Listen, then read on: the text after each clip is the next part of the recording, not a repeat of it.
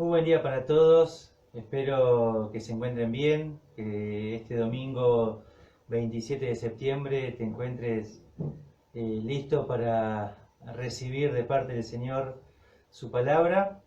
Y bueno, como de costumbre tenemos un tiempo especial de estudio bíblico y la idea de todo esto es centralizarnos no en ideas de hombres, no tanto en pensamientos y sabiduría humana, sino más bien estar listos para recibir la palabra de Dios que desciende de lo alto, que viene hacia el hombre, que Dios ha decidido revelarla a la humanidad y se dio a conocer a través del Hijo. Y es que nosotros podemos, después de haberle conocido, experimentar una relación íntima con Dios por medio de su Hijo Jesucristo, y tenemos realmente la costumbre de pensar en Él e iniciar la semana a través del día domingo y dándole el primer lugar a Él en la semana, en nuestros días también y en nuestra vida. Y queremos continuar estudiando la carta que venimos haciéndola hace un tiempo atrás, que es Primero a los Corintios, y espero que estés listo, que estés con tu Biblia en mano, que esté dispuesto tu corazón para recibir la palabra del Señor. Así que te voy a invitar a orar al Señor y que juntos encomendemos nuestras vidas a Él. Bendito Padre nuestro que estás en los cielos, te damos gracias porque tenemos la posibilidad de estudiar tu palabra. Gracias porque tú eres bueno, porque para siempre es tu misericordia. Y gracias porque has decidido de una forma soberana darte a conocer a la humanidad. Y gracias porque en el último tiempo lo has hecho a través de tu Hijo Jesucristo. Y realmente por medio de Él, y tenemos hoy el privilegio de recibir de tu palabra escrita, inspirada por el Espíritu Santo, y la cual también Él nos enseña, también tu palabra, y nos guía a toda verdad. Y te ruego para que tu Santo Espíritu esté obrando en medio nuestro, y que sea Él quien nos alumbre el entendimiento, y que pueda tomar y acomodar tu palabra a nuestras vidas, nuestras necesidades, nuestras decisiones que estamos por tomar, que podamos disfrutar y deleitarnos en tu palabra. Guíanos, Señor, y que más allá de cosas que pueda haber preparado, que pueda haber estudiado, que realmente pueda fluir el Espíritu Santo a través de mis palabras y que pueda ministrar a tu iglesia, Señor. Gracias te damos por todo. En el nombre de Jesús. Amén. Bueno, muy bien. Tenemos esta carta, Primero a los Corintios, la venimos estudiando y hoy nos toca el capítulo 2, así que voy a empezar a leer del versículo 6, vamos a estar leyendo hasta el versículo 16, así que vamos a estudiar juntos. Dice así: Sin embargo, hablamos sabiduría de los que han alcanzado madurez, y sabiduría no de este siglo, ni de los príncipes de este siglo, que perecen, mas hablamos sabiduría de Dios en misterio, la sabiduría oculta, la cual Dios predestinó antes de los siglos para nuestra gloria, la que ninguno de los príncipes de este siglo conoció, porque si lo hubieran conocido no habrían crucificado al Señor de gloria. Antes bien, como está escrito, cosas que ojo no vio, ni oído yo, ni han subido en corazón de hombre, son las que Dios ha preparado para los que le aman. Pero Dios nos las reveló a nosotros por el Espíritu, porque el Espíritu todo lo escudriña aún lo profundo de Dios. Porque ¿quién de los hombres sabe las cosas del hombre, sino el Espíritu del hombre que está en él? Así tampoco nadie conoció las cosas de Dios, sino el Espíritu de Dios. Y nosotros no hemos recibido el Espíritu del mundo, sino el Espíritu que proviene de Dios, para que sepamos lo que Dios nos ha concedido. Lo cual también hablamos, no con palabras enseñadas por sabiduría humana, sino con las que enseña el Espíritu, acomodando lo espiritual a lo espiritual. Pero el hombre natural no percibe las cosas que son del Espíritu de Dios, porque para él son locura, y no las puede entender, porque se han de discernir espiritualmente. En cambio, el espiritual juzga todas las cosas, pero él no es juzgado de nadie. Porque ¿quién conoció la mente del Señor? ¿Quién la instruirá? Mas nosotros tenemos la mente de Cristo. Hasta ahí tenemos la lectura de capítulo 2, versículo 6 hasta el 16. y vamos a estudiar juntos todo lo que es concerniente a este pasaje. Por eso vamos a tratar de empezar con el versículo 6, donde Pablo viene hablando, recuerden con el versículo 1, así que, hermanos, cuando fui a vosotros para anunciar el testimonio de Dios, no fui con esencia de palabra o de sabiduría. Y ahí Pablo va a estar relatando, como vimos en el estudio anterior, su experiencia cuando llegó a Corinto y cómo él evitó hablar palabras que tengan que ver y confundir el Evangelio con la sabiduría humana, que ya estaba hablando de eso en el capítulo primero. Al final habló de en cuanto a la sabiduría y en cuanto a cómo esa sabiduría fue descartada por Dios para dar a conocer el Evangelio. Esa sabiduría se enloqueció, Dios la enloqueció, y Dios no escogió la sabiduría para usarla como un medio de salvación. Y Pablo va a llevarle el capítulo 2 diciendo que él decidió predicar a Jesucristo este crucificado. Ese fue el centro de su mensaje. Y así que bueno, el mensaje era bien simple, bien claro, bien sencillo, desde el más chico al más grande podía llegar a entenderlo.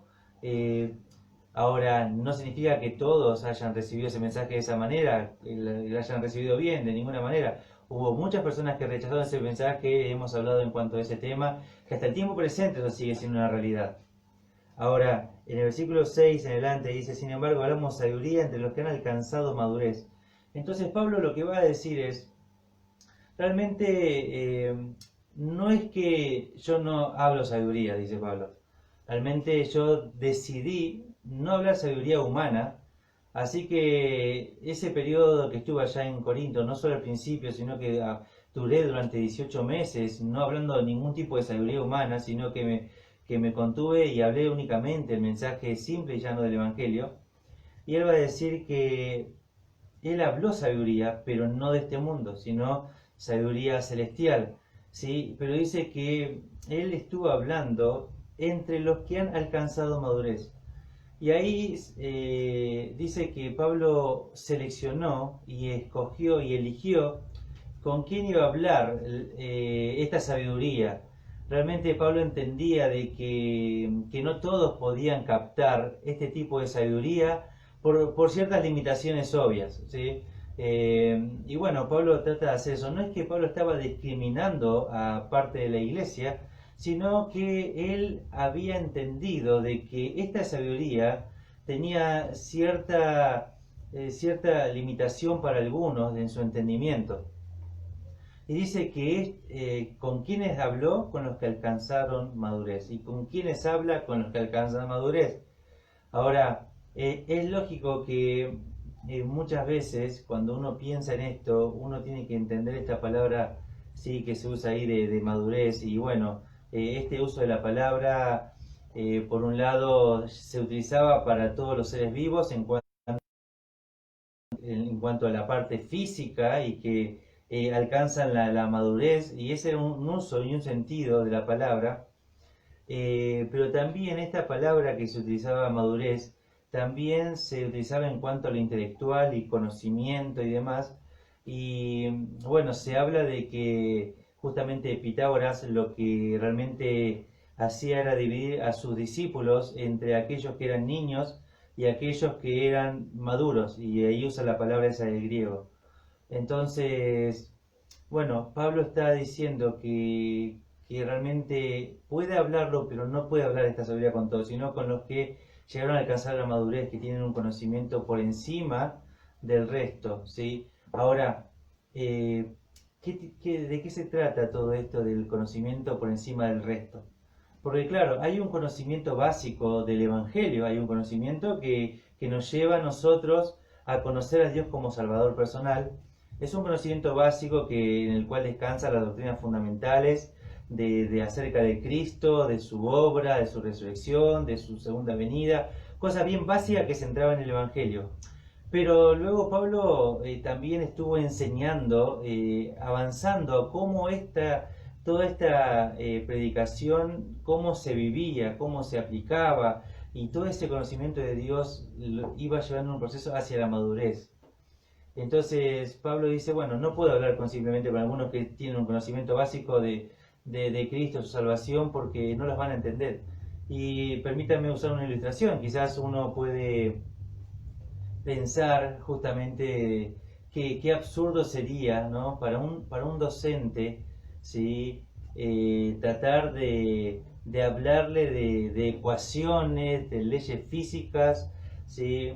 A un niño que simplemente está en su primer grado en la escuela, y de pronto uno no le diría nunca, ¿por qué está discriminando a ese niño? ¿Por qué no le hablas de ecuaciones?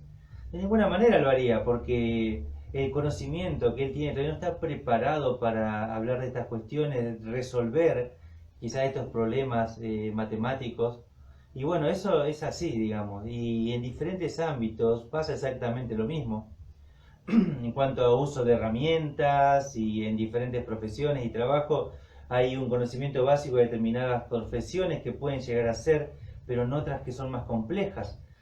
Algún estudiante de medicina que está quizás en su primer año no va a hacer ningún tipo de práctica, solo recibe un conocimiento intelectual. Ahora, sería muy absurdo que se le discuta a esa universidad por qué no está ese alumno de primer año de su carrera, por qué no está ya operando, haciendo cirugías y demás. O sea, es muy absurdo. Bueno, Pablo también hace esta diferencia, dice que realmente no puede hablar todo esto y con personas que no alcanzaron esta madurez. Así que, bueno, dice Pablo que él habló todo esto.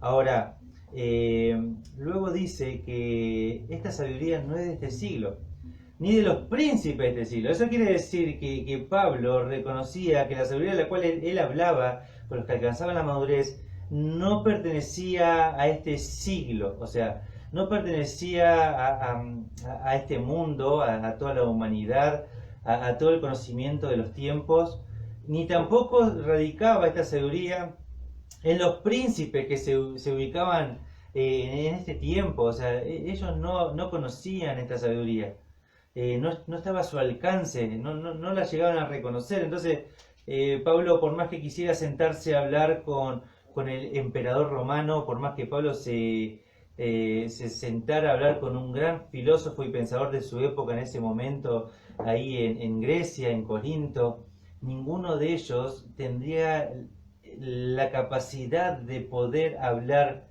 con Pablo de esta sabiduría que él menciona, porque no está a su alcance. Entonces, dice Pablo, versículo 7, mas hablamos sabiduría de Dios en misterio, la sabiduría oculta, la cual Dios predestinó ante los siglos para nuestra gloria. Y acá este versículo 7 dice, pero hablamos sabiduría, dice, de Dios, y bueno, ya sabemos que esta sabiduría está, ya hablamos en cuanto a esto, que proviene y desciende de Dios. O sea, esta sabiduría no está en este mundo en sí, por sí sola, así que no se la puede encontrar de manera fácil, sino que esta sabiduría desciende de Dios, proviene de Él, dice, y luego dice, y es justamente en misterio, y es como en secreto, ¿sí? Dios estuvo manteniendo, ¿sí? Hasta este momento donde se habla de la venida de Cristo, del mensaje que Pablo predicaba, hasta el momento esto para el mundo era un secreto, era algo que estuvo de una manera, ¿sí? No revelada todavía para la humanidad. Sí, se hablaba un poco de estas cosas en cuanto al Antiguo Testamento, pero no habían sido manifestadas al mundo entero con total claridad como estaba pasando en este momento. Entonces dice luego la sabiduría oculta. Y bueno, ahí usa palabras que nos da a entender, o sea, esta palabra es la misma con la cual nosotros encontramos, ¿sí? Justamente Apocalipsis, o sea, es esto justamente, la sabiduría revelada sería, ¿no? Entonces esta sabiduría que está revelada y que está siendo conocida por el mundo entero ahora, dice, la cual Dios predestinó ante los siglos para nuestra gloria. Entonces, esta sabiduría que Pablo está hablando no es una sabiduría que se inventó en este momento. no nace ahora. Esta sabiduría, aunque todavía el mundo no la conocía, esta sabiduría fue pensada desde antes de la fundación del mundo. Entonces, esta sabiduría no es algo que tiene un principio acá, en el tiempo de Pablo, sino que esta sabiduría ya fue antes de la creación de todo. Y dice, la cual Dios predestinó antes de los siglos para nuestra gloria. Entonces, dice justamente este pasaje que esta sabiduría fue, tuvo su origen antes de la fundación del mundo, tuvo su origen en Dios y en la eternidad. Entonces, no es algo que salió ahora por casualidad y que de pronto, uy, mira lo que apareció acá. No, sino que ya Dios la predestinó. Y bueno, ahí tenemos esta palabra, ¿sí? de predestinar, y justamente está hablando en cuanto a esta sabiduría que Dios la predestinó, ¿sí? Acá no está hablando de las personas, sino está hablando de esta sabiduría que Dios predestinó, y luego dice para nuestra gloria, ¿sí? Entonces, es algo que nosotros cuando miramos todo esto, decir, bueno, esta sabiduría ya estaba desde antes que todo existiera. O sea, los grandes filósofos se pueden jactar de grandes sabidurías, de grandes descubrimientos que puedan llegar a tener. Y Pablo dice, bueno, esta sabiduría fue gestada antes de que todas las cosas. Y Dios la predestinó y la preparó para que se lleve a cabo, para que se revele. Y nos habla de un diseño, de algo que Dios pensó meticulosamente antes de que todo existiera, para ser revelada en este punto de la historia de la humanidad. Entonces, es algo intencional, si esta sabiduría era algo intencional que iba a ser revelada, tenía que ver con un diseño de Dios, con algo que fue planificado, y de pronto nosotros nos encontramos con que realmente cuando hablamos de todo esto, estamos hablando justamente dice ahí, predestinó antes de los siglos, ¿sí? Antes de que existiera todo, dijimos, para nuestra gloria. Versículo 8 dice, la que ninguno de los príncipes de este siglo conoció. Entonces acaba de decir justamente que esta sabiduría no fue conocida por ninguno de los príncipes de este siglo. Entonces dice, ahí tenemos justamente esta palabra conoció, ¿sí? Que va a aparecer acá. Y bueno, acá nos habla de que estos príncipes no tuvieron contacto con esta sabiduría. Ahora, bueno, ¿a quién se va a referir a estos príncipes? Es una pregunta lógica en cuanto cuando uno lee el texto.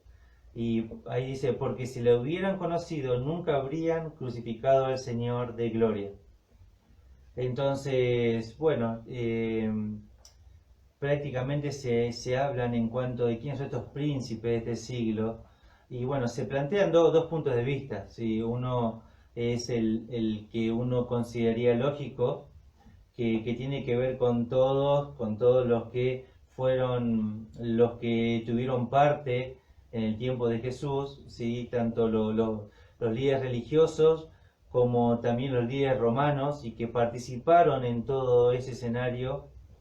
Entonces puede referirse a eso, a estos príncipes, como también se puede referir justamente a otras menciones que se hacen justamente en el Nuevo Testamento en cuanto a príncipes. Por ejemplo, ahí Colosenses capítulo 2, ¿sí? Voy a leer algunos pasajes, así que prepárense para buscarlos. Colosenses 2, 8, dice así el pasaje.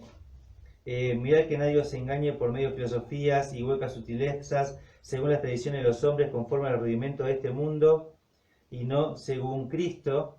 Después el 15 dice, y despojando a los principados y a las potestades, los exhibió públicamente, triunfando sobre ellos en la cruz. ¿Sí?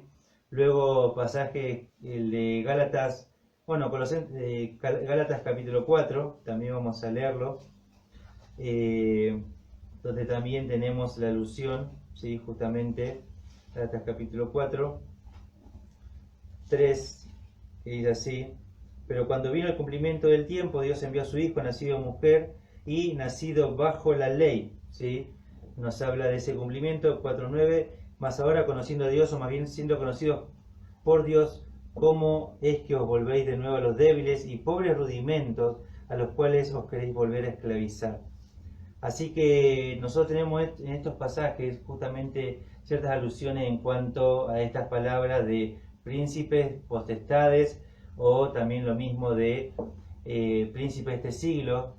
Entonces, como se usan las palabras en original similares en esto, bueno, se habla en cuanto a que se puede referir a los principados y las potestades, a los que en realidad estuvieron por encima de los líderes religiosos, los líderes romanos, que estaban entretejiendo quizás ese plan de ir en contra de Jesucristo, ¿sí? Si yo lo hubiese sabido, no lo hubiesen crucificado, porque justamente habiendo querido vencerlo en la cruz, realmente la cruz representó en realidad su propia derrota, porque Jesucristo mismo, ¿sí?, venció en esa cruz. Y amén y gloria a Dios por esa verdad, que Jesús ha triunfado sobre la muerte, sobre los principados, sobre las potestades, sobre todo este mundo, sobre la muerte misma. Así que ahora, bueno, hay dos formas de interpretarlo. Bueno, pueden estudiarlo ustedes y evaluar cuál es la que consideran, ¿sí? Pero más allá de si es el grupo de seres humanos o de aquellos que controlan, ¿sí?, a los seres humanos, como es la otra posición, dice: porque si hubieran conocido, nunca habrían crucificado al Señor de gloria. Para si ellos hubiesen estado en contacto con este conocimiento, esta sabiduría que estuvo oculta, ¿sí?, de ellos, o sea, si ellos la hubiesen conocido, jamás hubiesen crucificado al Señor de gloria, dice, ¿no? Entonces, este plan y este diseño trazado durante la fundación del mundo no se hubiese llevado a cabo. Por lo tanto, todo era parte del diseño majestuoso de Dios, y realmente ahí nos habla en cuanto a esto. Versículo 9 dice: antes bien, como está escrito, y ahí va a hablar en sentido contrario a lo que venía hablando de este grupo de hombres o de principados. Dice: antes, como está escrito, cosas que ojo no vio, ni oído yo, ni han subido en corazón de hombre, son las cosas que Dios ha preparado para los que le aman. Entonces acá tranquilamente nosotros podríamos quizás dar vuelta, ¿sí?, la frase. Podríamos decirlo quizás al revés, y no cambiaría el sentido de lo que está diciendo. Y me gustaría empezar con las cosas que Dios ha preparado, ¿sí? Fíjense que estamos hablando de un Dios que se tomó, y uso la expresión, la molestia o el tiempo de preparar antes de todas las cosas, ¿sí?, de preparar algo, ¿sí?, de diseñar, de planificar, y que dentro de todo ese diseño, ¿sí?, fíjense que dice: para los que le aman. Y uno cuando mira todo esto, ¿sí?, dice: bueno, entonces también estuvo preparando cosas para los que no le aman. Y sí, lógicamente en un punto hay cierta enseñanza que va a nacer a través de todo esto, ¿no? Porque Dios es un Dios que prepara cosas y las hace de antemano. Ahora, por ejemplo, Jeremías capítulo 7, versículo 21 al 28. Voy a leer un poquito en cuanto a esto, relacionado a esto que estoy hablando. Dice así, Jeremías 7, 21 y 28. Así ha dicho Jehová de los ejércitos, Dios de Israel: añadid vuestros holocaustos sobre vuestros sacrificios y comed la carne, porque no hablé yo con vuestros padres, ni nada les mandé acerca de holocaustos y de víctimas el día que los saqué de la tierra de Egipto. Mas esto le mandé, diciendo: escuchad mi voz, y seré a vosotros por Dios, y vosotros seréis por pueblo, y andad en todo camino que os mande, para que os vaya bien, ni inclinaron su oído, antes caminaron en sus propios consejos, en la dureza de su corazón malvado, y fueron hacia atrás y no hacia adelante. Desde el día que vuestros padres salieron de la tierra de Egipto hasta hoy, y os envié todos los profetas, mis siervos, enviándolos desde temprano y sin cesar, o sea, continuamente estuvo mandando los profetas, dice, versículo 26, pero no oyeron ni inclinaron su oído, sino que endurecieron su cerviz e hicieron peor que sus padres. Tú pues les dirás todas estas palabras, pero no te oirán. Los llamarás y no te responderán. Les dirás, por tanto, esta es la nación que no escuchó la voz de Jehová su Dios, ni admitió corrección. Pereció la verdad y de la boca de ellos fue cortada. Así que dice el Señor que estuvo escogiendo a Jeremías y lo puso por profeta. Y lo mandó a predicar al pueblo, a darle anuncios que él daba para un pueblo que no quería oír. Entonces dice que un montón de veces les envió profetas y ellos justamente no quisieron oírlos. Y no fue una vez, no fueron dos, no fueron tres, dice, les mandé profetas sin cesar, continuamente. Y aún así ellos se rebelaron, ¿sí? Fueron en sentido opuesto de lo que yo le estaba diciendo que hagan.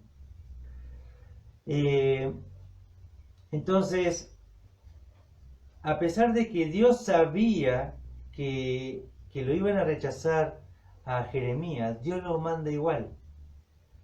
El Dios que vemos en la Escritura es un Dios siempre que amó a la humanidad. Que más allá que la humanidad continuamente estaba en enemistad contra Dios y que continuamente aún su propio pueblo, como vemos acá a través de Israel, se rebelaba en contra de su Dios, a pesar de todo esto, Dios siempre mostró su amor, su misericordia para con este pueblo que no quería oír. Ahora, ese es el Dios que tenemos, que va a preparar cosas para los que le aman, ¿sí?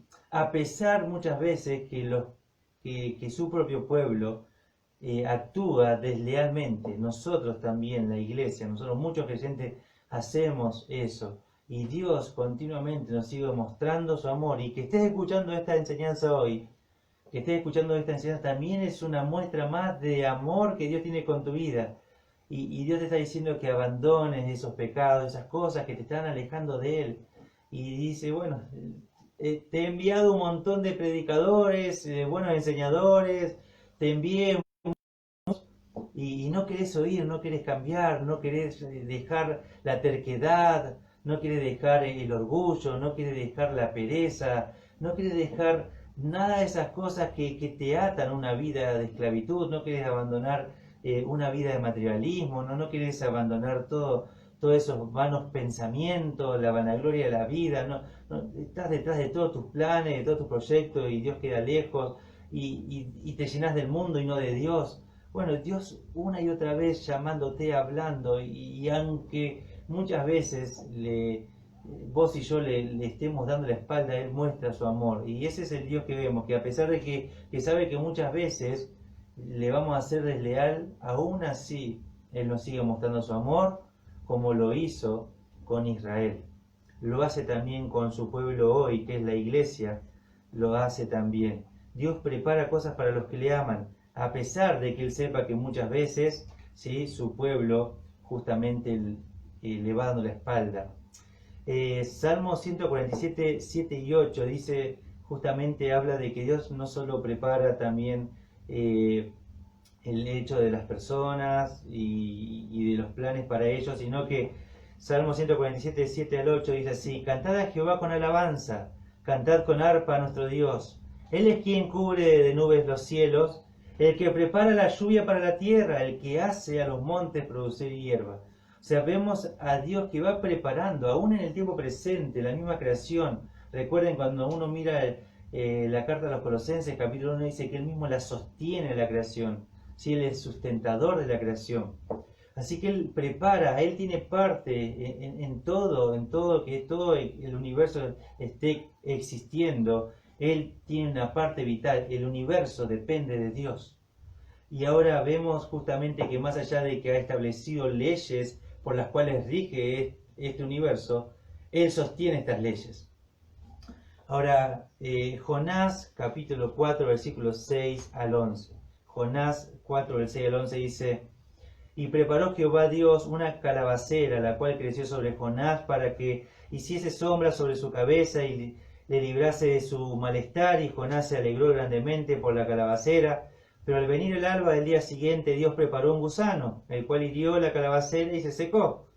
Y aconteció que al salir el sol, preparó Dios un recio viento solano, y el sol hirió a Jonás en la cabeza, y se desmayaba y deseaba la muerte, diciendo: Mejor sería para mí la muerte que la vida. Entonces dijo Dios a Jonás: ¿Tanto te enojas por la calabacera? Y él respondió: Mucho me enojo, y hasta la muerte.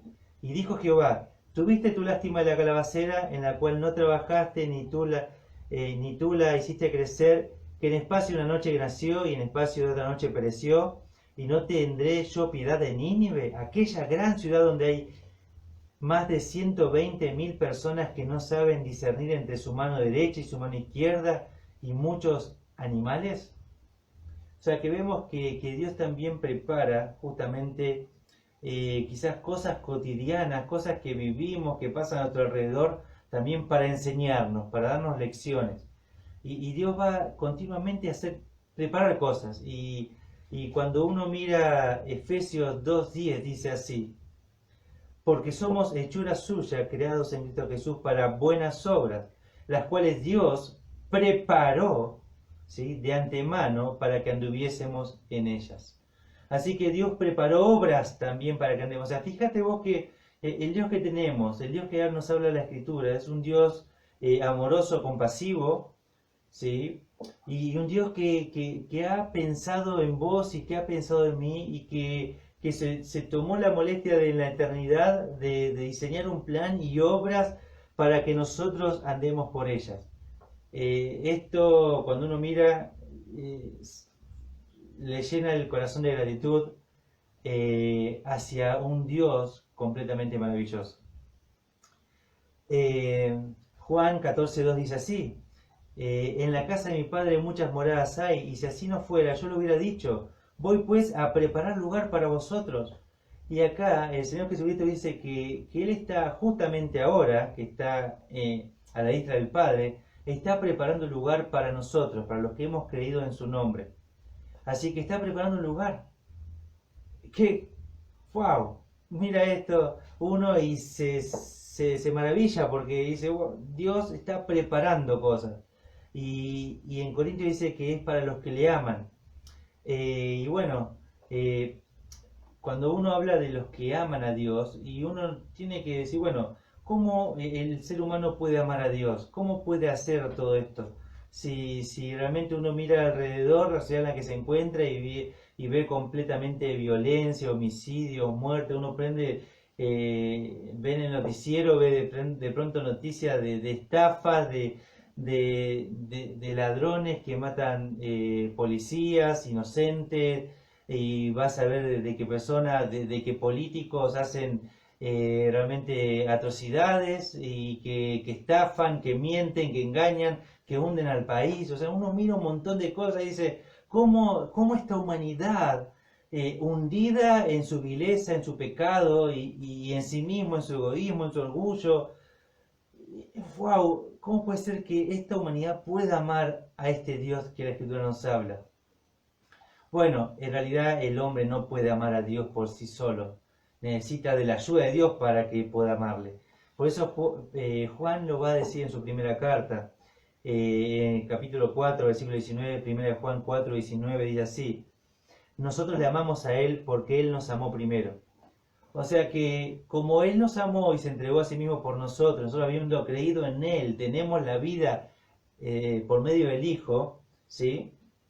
Ahora nos habla justamente que en Romanos capítulo 5 nos habla que el amor de Dios fue derramado en nuestros corazones, o sea, que por medio del Espíritu Santo que nos fue dado, o sea, que el Espíritu Santo que vive en nosotros nos capacita ¿sí? Y derramó en nosotros ese amor. Y ese amor nos capacita para amar de la forma que Dios ama, con un amor que no está en armonía con el amor de este mundo, que son dos amores diferentes, y que este amor puede volver a Dios, porque proviene de Él. Ahora, entonces dice que Dios prepara, ¿sí?, cosas para los que le aman, ¿sí? Entonces, hay personas que han amado más a Dios que a nada en este mundo. Eh, uno puede escuchar un montón de testimonios, historias. Hoy justo estaba leyendo acerca, justo en el Facebook, una noticia del hundimiento del Titanic, y justo mencionaban ahí acerca de un pastor que era viudo, que tenía una hija y que estaba yendo a la iglesia, si no me equivoco, de Moody, y de pronto en ese viaje que estaba haciendo en el Titanic fue para ir a esta iglesia, y de pronto pasó lo que nosotros conocemos de la historia del hundimiento. Y cuando uno mira todo esto, él iba con su hija, y dice que cuenta la historia que en ese momento donde de pronto chocó con el iceberg, el Titanic, lo primero que hizo este pastor fue agarrar a su pequeña hija y llevarla a un bote salvavidas, y lo dejó ahí. Justo tenía un familiar, un tío, creo que era de la nena, no recuerdo bien el relato exacto, pero le dejó con un familiar ahí, y él se fue a predicar el Evangelio a los que se encontraban en el Titanic, a todos aquellos que se encontraban ahí, y a todos los que tuvo la oportunidad de hacerlo, lo hizo. Y de pronto uno escucha esto y dice, de pronto, que el que está relatando esto cuenta justamente que, que cuando ya se hundió y que estaban en el agua, él estaba con un salvavidas y se encuentra con otra persona que todavía no había conocido a Cristo, y le dice: vos lo necesitas más que yo, y le dio el salvavidas a ese hombre, y le dijo que crea en el Señor Jesucristo. Y esa persona cuenta que fue el último que lo vio a él, que fue el último convertido de este pastor, porque después de esto lo vio hundirse. Y él cuenta el testimonio ese, y uno dice: wow, una persona así, que ama completamente a su Dios por sobre todas las cosas de este mundo, y que está entregado completamente con Dios y con su evangelio, con su iglesia.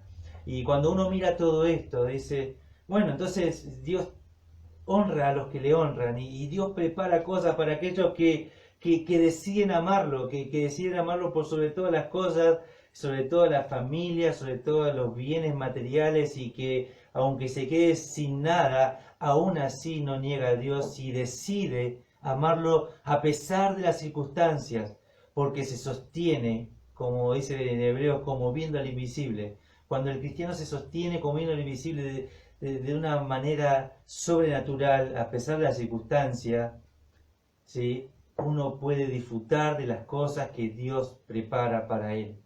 Y bueno, vemos que estas cosas, bueno, ¿cómo son? Bueno, la describe. Dice: estas cosas son cosas que ojo no vio, ni oído yo, ni ha subido en el corazón del hombre. Dice, bueno, Pablo usa todo este pasaje citado del Antiguo Testamento, y él le da otro sentido y lo amolda a esto, con la guía del Espíritu Santo lo está moldando a la enseñanza que él está dando, y dice justamente que estas cosas son impensables, estas cosas que Dios prepara, no caben en la mente del ser humano, que de ninguna manera la pudo haber pensado, imaginado.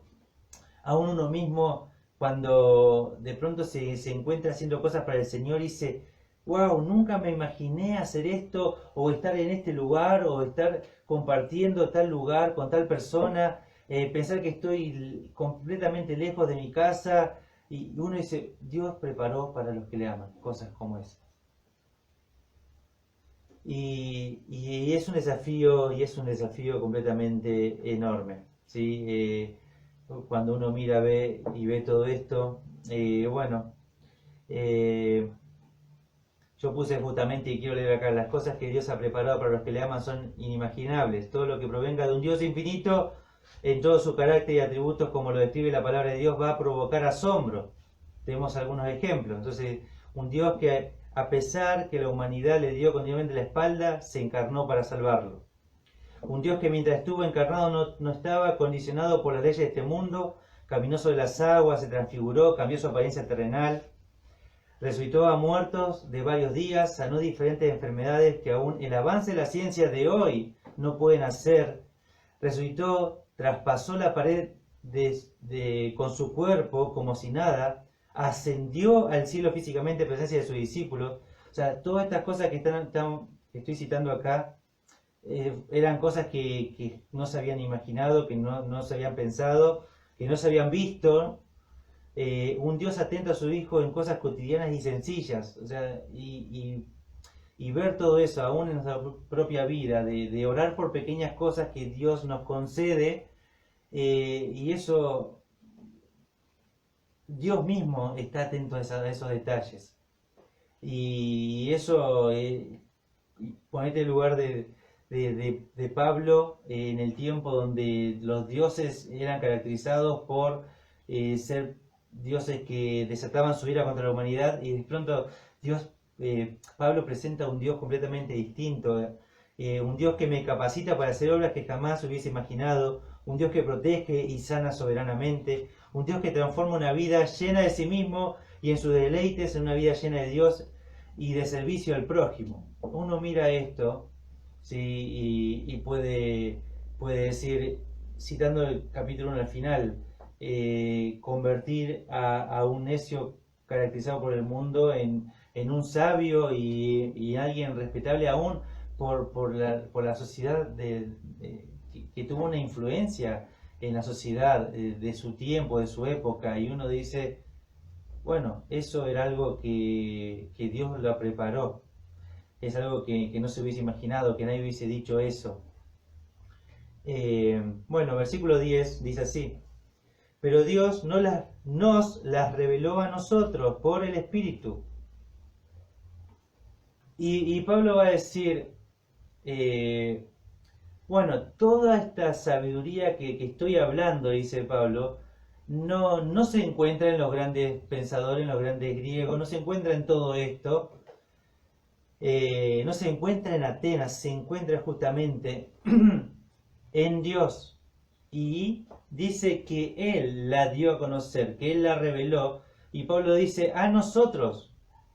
Y Pablo se apropia de esto, pero esta sabiduría no puede ser, no puede estar en Pablo, no proviene de Pablo en sí, sino no proviene de lo que él pudo haber aprendido a través de los años, no tiene que ver con todas estas cosas, sino que esta sabiduría únicamente es revelada por Dios, ¿sí? Por Dios, lógicamente, el Espíritu.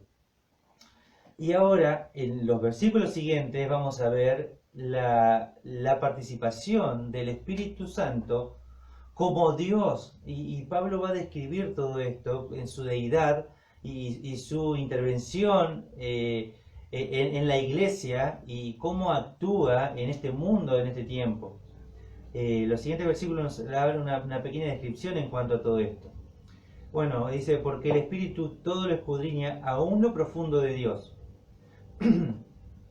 Entonces lo que nosotros tenemos que ver es que acá Dios decidió revelar, así abrir el telón, ¿sí? y dar a conocer, ¿sí? todo esto, y lo dio a conocer por medio del Espíritu Santo.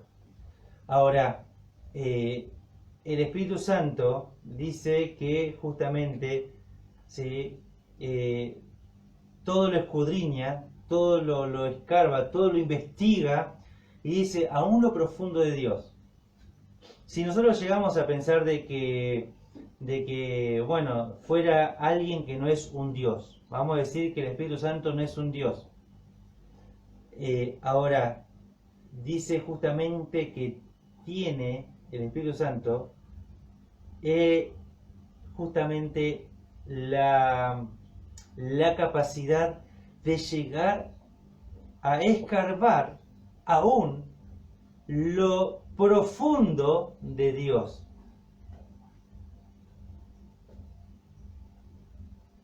De Dios para abajo es todo creación de Dios, todas criaturas. Por lo tanto, nunca pueden igualar o superar a su propio creador. Por lo tanto, llegar a la profundidad de Dios es imposible para alguien que fue creado, pero es posible para alguien que es igual. ¿Sí? Entonces dice justamente que el espíritu, digamos, todo, ¿sí?, lo escudriña. Ahora, vamos a ver un poquito en cuanto a esto, porque el espíritu todo lo escudriña, en lo profundo de Dios, porque ¿quién, sí, de los hombres sabe las cosas del hombre sino el espíritu del hombre que está en él? Así tampoco nadie conoció las cosas de Dios sino el espíritu de Dios. Entonces, lo que está diciendo es que el Espíritu Santo sabe todas las cosas, todo acerca de Dios. No hay nada acerca de Dios que el Espíritu Santo no conozca.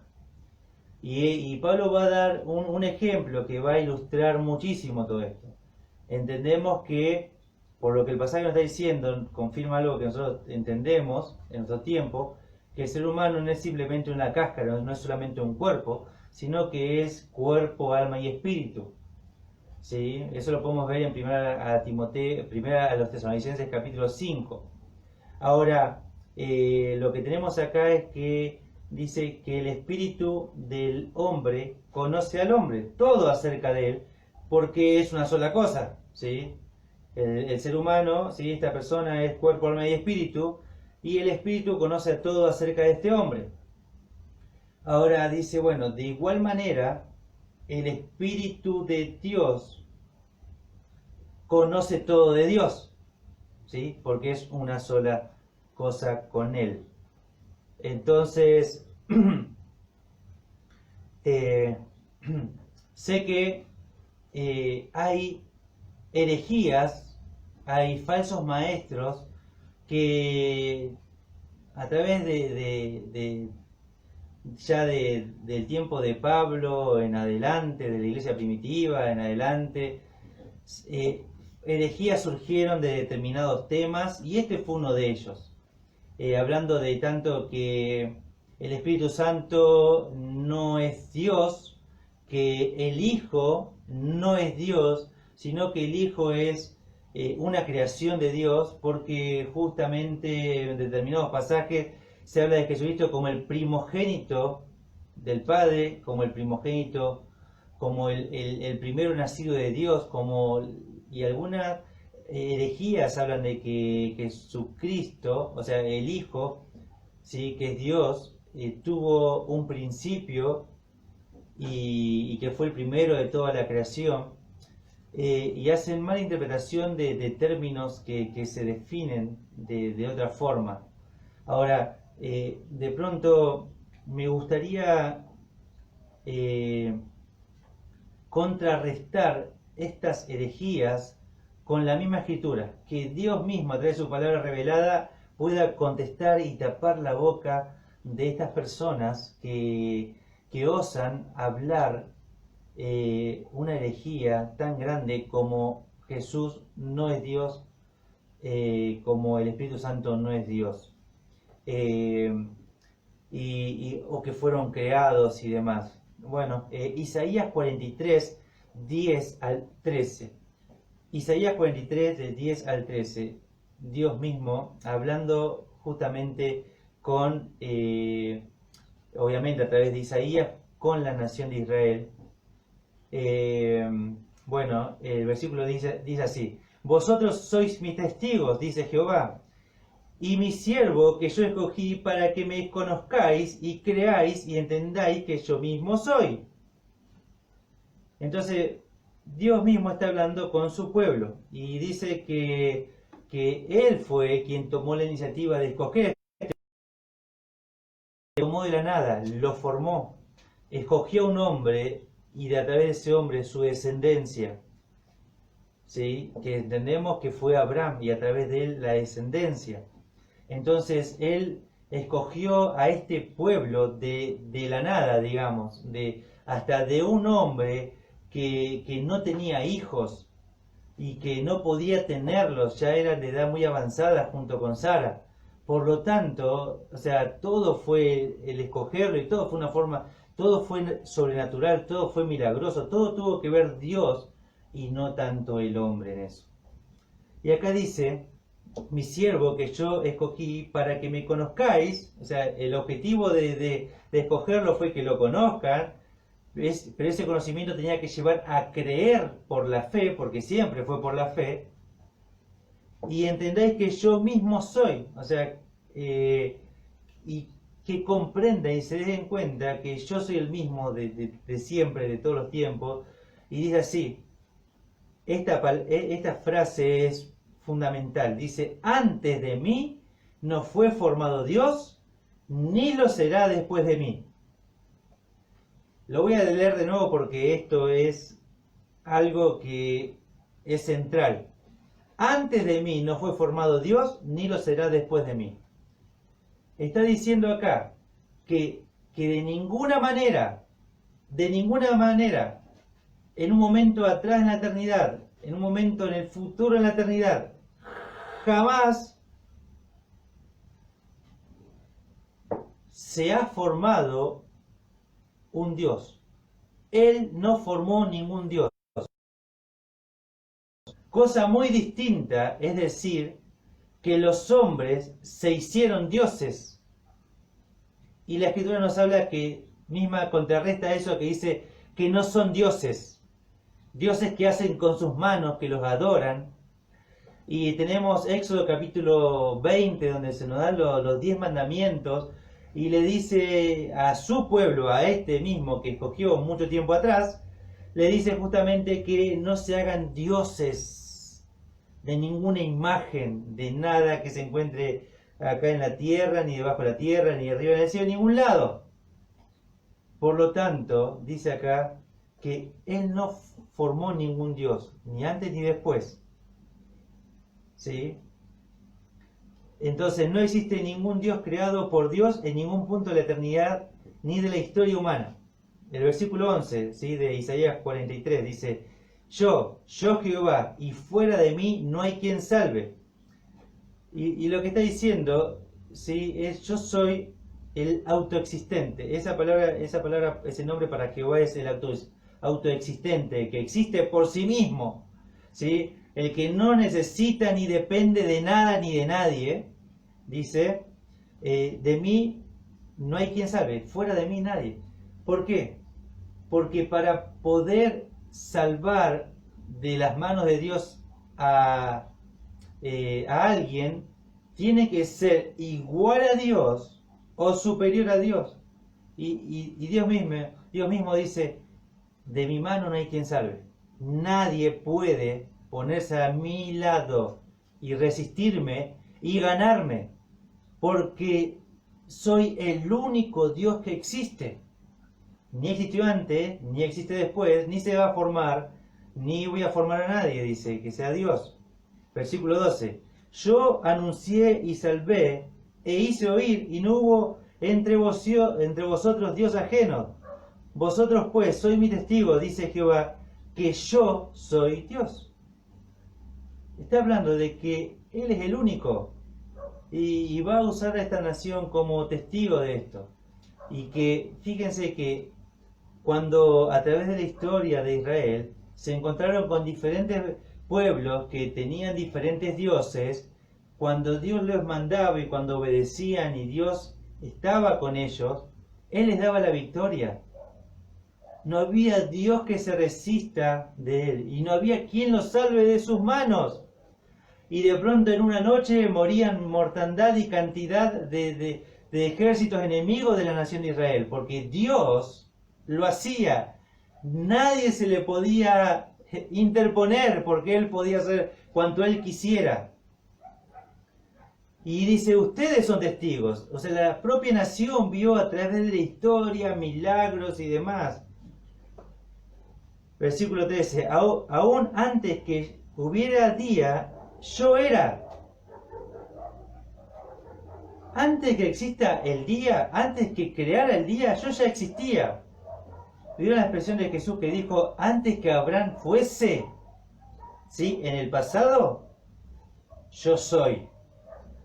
¿Sí? Dios vive un eterno presente. Ahora dice, antes que Abraham fuese, yo soy. Y acá dice algo similar. O sea, aún antes que hubiera día, yo ya existía. Yo existía ya. No se puede comparar, dice. Y no hay quien de mi mano libre lo que hago yo, ¿quién lo estorbará? ¿Quién puede tener a Dios? Nadie lo puede hacer.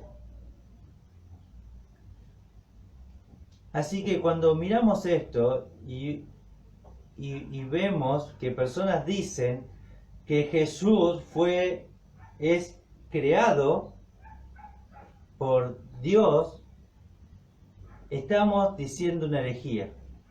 Ahora dice que no hay más que Jehová, más que Él mismo. Si uno mira Jehová tu Dios, Jehová uno es. Si uno mira Deuteronomio, ¿no? Uno es, uno solo es. Ahora, cuando uno puede mirar, quizás se habla de que uno mira el Antiguo Testamento y ve a Dios el Padre. Cuando uno mira los Evangelios, uno mira a Dios el Hijo. Cuando uno mira Hechos de los Apóstoles o Hechos del Espíritu Santo y las epístolas, uno ve a Dios el Espíritu Santo. Así que en realidad lo que entendemos nosotros es que Dios es uno solo, es un solo ser dividido en tres personas, Dios Padre, Dios Hijo y Dios Espíritu Santo. ¿Sí? Ahora, lo que Pablo está diciendo justamente acá es que el Espíritu es de Dios, ¿sí? Proviene de Él, ¿sí? Y demás, y lo único que puede llegar a lo más profundo es Dios mismo. Y hace la comparación, dijimos, justamente con el espíritu humano. Versículo 12 dice, y nosotros no hemos recibido el espíritu del mundo, sino el espíritu que proviene de Dios, para que sepamos lo que Dios nos ha concedido.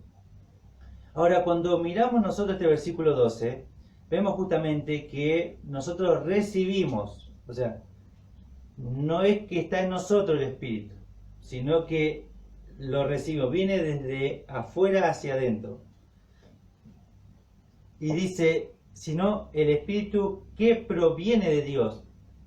Y esa palabra proviene es la que se usa para salir fuera, ¿sí? Vieron que la palabra iglesia es eclesia, llamados afuera. Bueno, es justamente esta que dice proviene. Entonces dice justamente que el Espíritu Santo, que el Espíritu sale fuera de Dios, ¿sí? Y viene hacia nosotros y desciende para que sepamos lo que Dios nos ha concedido como favor, ¿sí? Que no hay otra forma de conocer todas estas cosas. No tenemos manera de saber y conocer a no ser que Dios mismo sea aquel mismo, que el mismo que diseñó el plan, la sabiduría, el mismo que la da a conocer, el mismo que justamente para que conozcamos lo que Dios nos ha concedido, nos ha otorgado, ¿sí? Ahora, fíjense, bueno, recordar pasajes como Gálatas 3:2, esto solo quiero saber de vosotros, ¿recibiste el Espíritu por las obras de la ley o por el oír con fe? O sea que recibir el Espíritu Santo es el momento de oír con la fe. No hay un doble bautismo y caída del Espíritu Santo, es un solo momento, en el momento de oír y de creer en Jesucristo como nuestro Salvador personal, en el cual el Espíritu Santo viene a morar a nosotros. Romanos 8:9 dice, mas vosotros no vivís según la carne, sino según el Espíritu, si es que el Espíritu de Dios mora en vosotros. Y si alguno no tiene el Espíritu de Cristo, no es de él. O sea que el Espíritu mora en vosotros, dice. en los creyentes. El versículo Romanos 8:11 dice, y si el espíritu de aquel que levantó de los muertos a Jesús mora en vosotros, el que levantó de los muertos a Cristo Jesús vivificará también vuestros cuerpos mortales por su espíritu que mora en vosotros. El Espíritu Santo vive en nosotros, es Dios en nosotros. ¿Sí? Entonces, cuando nosotros vemos esto, realmente tenemos la posibilidad de decir, bueno, Dios nos concedió cosas que podemos leerlas a través de la Escritura, podemos ver qué es lo que nos dio, lo que tenemos, la posición en Cristo, cómo debemos vivir, cómo debemos andar. O sea, no hay forma que el ser humano pueda saber esas cosas si no fuera dado por Dios mismo. Ahí Juan 16:7 dice, pero yo os digo la verdad, os conviene que yo me vaya, porque si no me fuere, el Consolador, o sea el Espíritu Santo, no vendrá a vosotros, pero mas si me fuere, os lo enviaré. Entonces, realmente el Espíritu Santo, para que descendiera sobre los creyentes, el Hijo tenía que ascender justamente a los cielos y a la diestra del Padre. Y dice que si yo me voy, les voy a enviar. Así fue, lo envió. Y ahora el Espíritu Santo va a ser el que va a enseñar al creyente, versículo 13, lo cual también hablamos, no con palabras enseñadas por sabiduría humana, sino con las que enseña el Espíritu, acomodando lo espiritual a lo espiritual. Y entonces lo que tenemos acá es justamente que las palabras que se va a transmitir en una iglesia de un lugar a otro tiene que ver con las que es enseñada no por hombres, sino por Dios, el Espíritu Santo. Entonces cuando miramos esto decimos, bueno, una persona puede tener como 5 doctorados, quizás podemos decir que puede llegar a tener algún título más, quizás en algo relacionado a la gramática, y va a leer la escritura, la va a leer a la Biblia, ¿sí? Pero no conoce al Señor, no conoce a Cristo. Entonces, todo su conocimiento intelectual, todos sus doctorados y todo lo que pueda llegar a mostrar, a relucir quizás en la pared de su oficina, no lo capacita para comprender la escritura. Todo eso que él sabe no sirve para entender la escritura, porque todos estos doctorados se someten a este reino material, a este reino, a este mundo, y lo que Pablo está hablando, esta sabiduría y esta enseñanza que viene, no es de este mundo, es de Dios hacia el hombre. Entonces todo esto, ¿sí?, que vemos acá, ¿sí?, solo puede ser enseñado por Dios el Espíritu Santo y no puede ser enseñado por más filósofos o pensadores o profesores universitarios o doctores que puedan llegar a ser. Los títulos sirven para este mundo, pero no tienen cabida en el reino de los cielos. Entonces, lo que dice que hace el Espíritu es acomodar lo espiritual a lo espiritual. Bueno,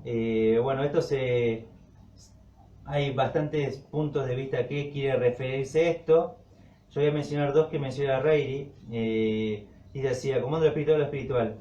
Dice, esta difícil frase quizás signifique, opción 1, interpretando verdades espirituales a mentes espirituales, la función del Espíritu Santo. La otra función que se puede interpretar a través de esta expresión es expresando verdades espirituales en lenguaje espiritual. ¿Sí? Sea como sea que puedas optar por lo que quiere decir esta frase, solo el Espíritu Santo lo puede hacer. Yo en mis fuerzas no puedo hacerlo, ninguna persona, por más cristiana que sea, no puede hacerlo si no es con la ayuda, con la intervención del Espíritu Santo. Ya hablamos anteriormente que la función del Espíritu en este mundo era convencer al mundo de pecado, de justicia y de juicio, ¿sí? Y de pecado por cuanto no creyeron en Jesús. Bueno, pero acá está diciendo que en los creyentes Él va a ser el que va a enseñar, y como dijo Jesús justamente a través del libro de Juan, el que enseñará toda la verdad, ¿sí? O guiará la verdad. Versículo 14 al 16 dice, pero el hombre natural no percibe las cosas que son del Espíritu de Dios, porque para él son locura y no las puede entender porque se han de discernir espiritualmente.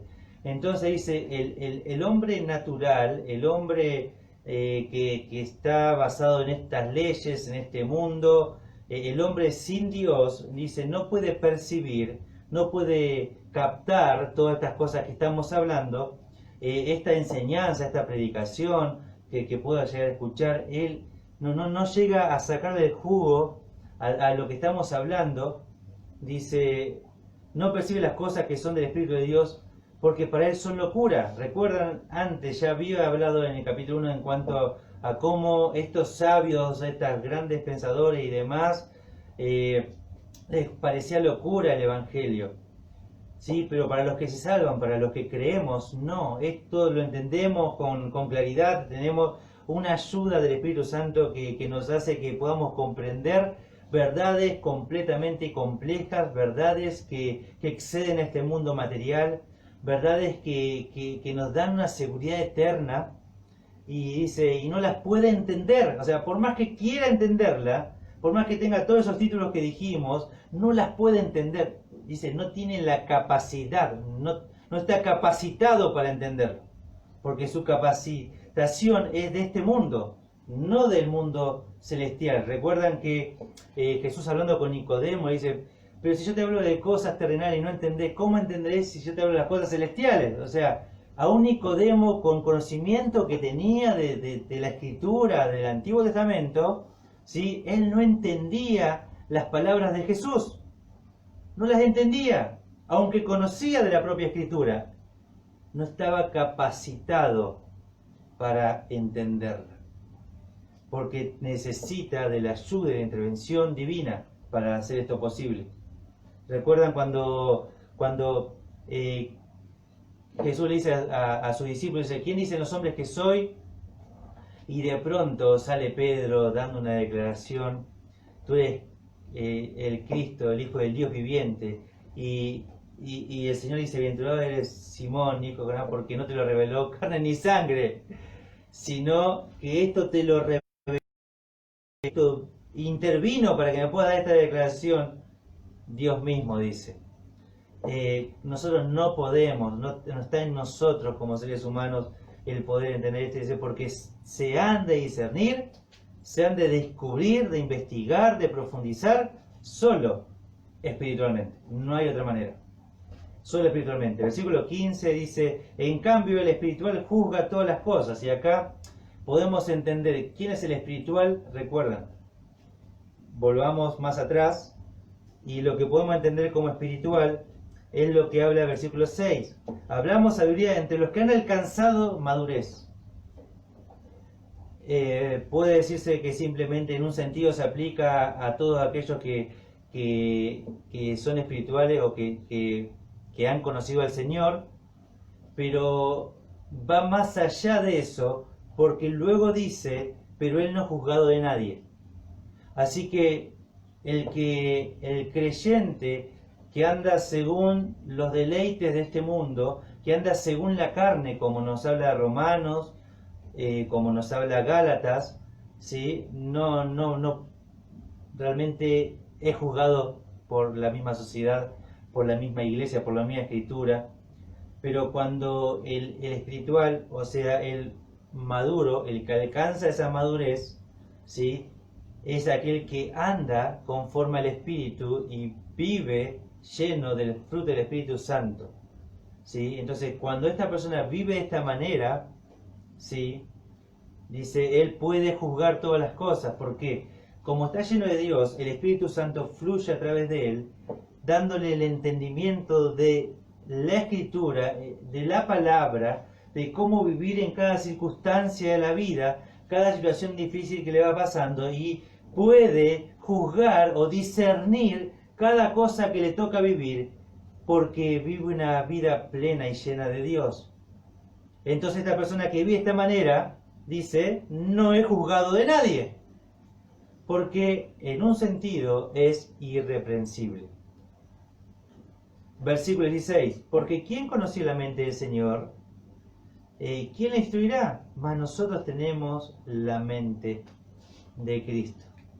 Y ahí, justamente ya terminando, ya Pablo hablando de todas estas cosas, nos habla justamente este versículo 16, de que ningún ser humano ha logrado conocer todo esto, nadie puede enseñarle a él.